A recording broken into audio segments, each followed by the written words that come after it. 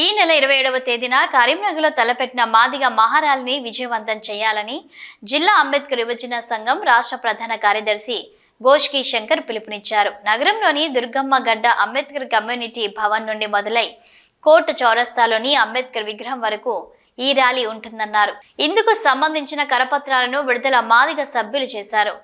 చెర్ల బూత్కూర్, బహదూర్ ఖాన్ పేటే, ఎలబోతారం గ్రామాలలో కరపత్రాలు విడుదల చేశారు. మాదిగలు ఈ సందర్భంగా కరపత్రాలను విడుదల చేశారు.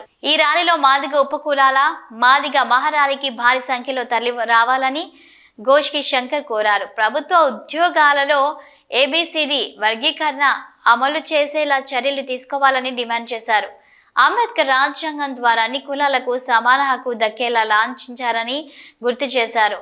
మాదిగలు అధిక సంఖ్యలో హాజరై విజయవంతం చేయాలని పిలుపునిచ్చారు. ఈ కార్యక్రమంలో సుంచు నరేష్, అంబేద్కర్ క్లబ్ అధ్యక్షులు కాసపాక శ్యామ్, ఉపాధ్యక్షులు అందాల సుదర్శన్, కోయడ వినోదులు పాల్గొన్నారు. ఈ కార్యక్రమంలో దుబాసి గన్మంతరావు, దుబాసి చందు, తప్పట్ల భూమయ్య, తప్పట్ల విఠల్, తప్పట్ల ధర్మయ్య, కవంపల్లి అంజయ్య, హరీష్, చంద్రయ్య, రమేష్, అజయ్లు పాల్గొన్నారు. మా వంతు కృషిగా మేము గ్రామం నుంచి పెద్ద సంఖ్యలో పాల్గొని అట్టి ర్యాలీని విజయవంతం చేస్తామని ఈ సందర్భంగా తెలియజేసుకుంటున్నాము.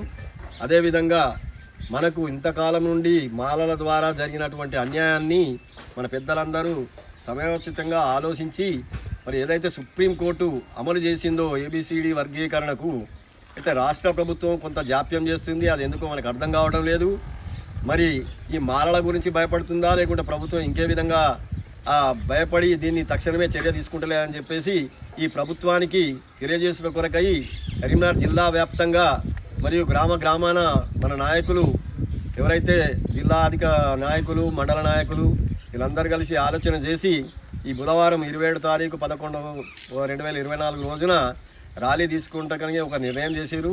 కాబట్టి మా చెర్లాబుత్కూరు గ్రామం ఎస్సీ కాలనీ తరఫున మేము కూడా మా వంతు బాధ్యతగా పాల్గొని అట్టి ర్యాలీని విజయవంతం చేస్తామని ఈ సభాముఖంగా తెలియజేసుకుంటున్నాను.